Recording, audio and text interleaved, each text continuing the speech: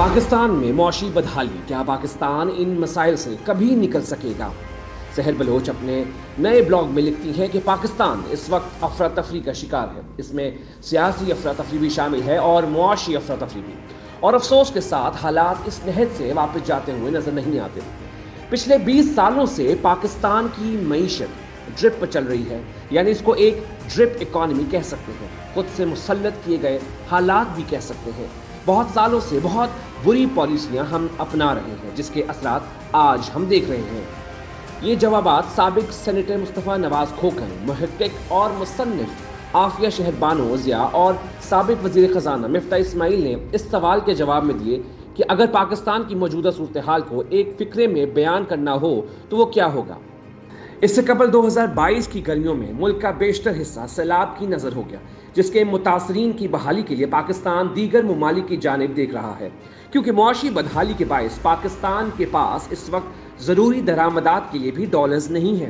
पाकिस्तान इस नहज तक कैसे पहुंचा, इस बारे में साबिक वज़ीर ख़ज़ाना मिफ्ता इस्माइल ने बात करते हुए कहा कि कुछ लोग इस खाम ख्याली में हैं कि अगले 5 साल में पाकिस्तान का कर्ज ख़त्म हो जाएगा। ऐसा नहीं होगा, क्योंकि इस साल अगर आपने 20 अरब देने हैं तो आपके पास तो नहीं, आप कहीं और से कर्ज लेकर देंगे। तो बुनियादी तौर पर आप इतने साल में किसी एक मुल्क से कर्जा लेकर दूसरे मुल्क को लौटा रहे हैं, या किसी एक अदारे जैसे कि वर्ल्ड बैंक से कर्जा लेकर एशियाई तरक्याती बैंक को दे रहे थे।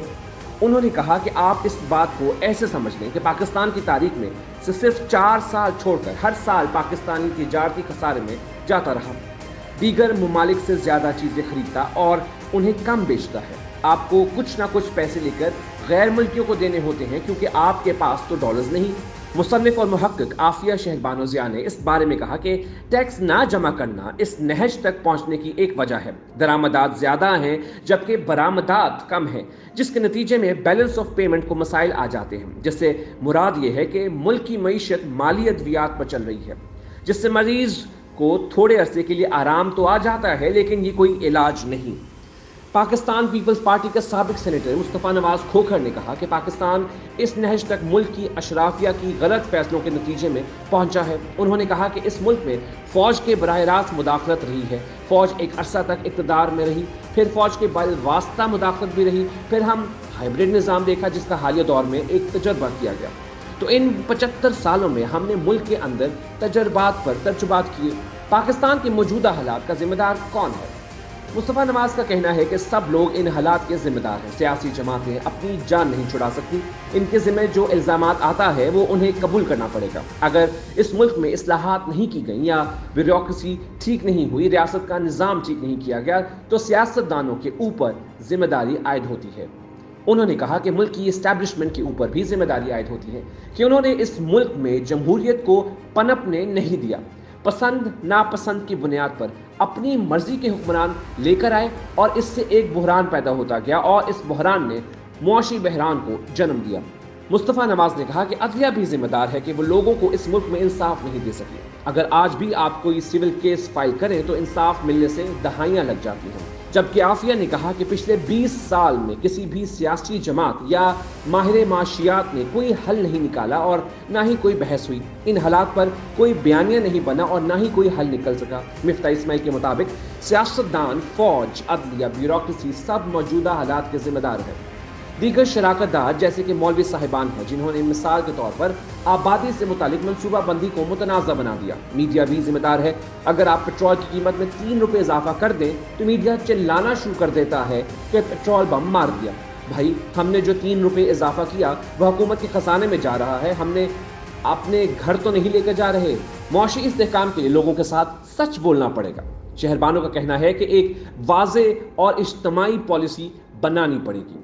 एक फर्द या एक माहिर पाकिस्तान की मईशत का हल नहीं निकाल सकता। आपको तो इत्तफाक पैदा करना होगा। ये एक सियासी जमात का काम भी नहीं। कोई जिम्मेदार माहिर माशियात इस काबिल तो हो जो आज़ादाना तरीके से तमाम तर जमातों और हलकों के साथ बैठकर इसका हल निकाल सके और हर सूबे और तबके से इनकी नुमाइंदगी हो, ताकि लोगों और ख्वाहिशात के मुताबिक इमरजेंसी मुआशी पॉलिसी बनाई जा सके। ये नहीं हो सकता कि आप आर्जी तौर पर ड्रिप से काम चला सकें। मुस्तफ़ा नवाज कहते हैं कि माजी से अब तक तो सबक नहीं सीखा गया। ये बातें जो मैं कर रहा हूँ वो मुझसे पहले बहुत से सियासतदान कई दहाइयों से करते आ रहे हैं, लेकिन हमने कोई सबक नहीं सीखा। हम हर दहाई में ऐसी मिसालें अपनी तारीख में शामिल करते हैं जिस पर आज शर्मिंदगी के अलावा कुछ नहीं। उन्होंने कहा कि सानेहा मशरकी पाकिस्तान हो गया, फिर मुल्क में मार्शल लॉ का लगना, सियासतदानों को जलावतन कर देना। अब तो रिकॉर्ड पर तमाम चीज़ें आ चुकी हैं कि कैसे अदलिया को इस्तेमाल किया गया। इसी तरह आज के दौर में भी सियासी इंजीनियरिंग के लिए अदलिया इस्तेमाल हुई तो हमने किसी दौर में सबक नहीं सीखा। शहरबानो ने अपनी बात को ख़त्म करते हुए कहा कि ये कोई पहली दफ़ा नहीं कि पाकिस्तान दिवालिया होने के करीब हो। अगर हम माजी से कोई भी सबक सीख सके तो हल निकल सकता है, लेकिन ये कितना देर पा हल होगा इसका इन्हिसार आपके दूरअंदेश पॉलिसी पर है। उन्होंने कहा कि ये नहीं हो सकता कि आप आर्जी तौर पर ड्रिप से काम चला सकें। अब चैलेंजेस बढ़ गए हैं और शऊर बढ़ गया है। ज़राअत के शोबे में अगर कुछ करना है तो आज करें और ऐसी पॉलिसी बनाएं जो बरसों चल सकें। ये आर्जी इक़दामात इमरजेंसी में चल सकते हैं, लेकिन इसके बाद नहीं।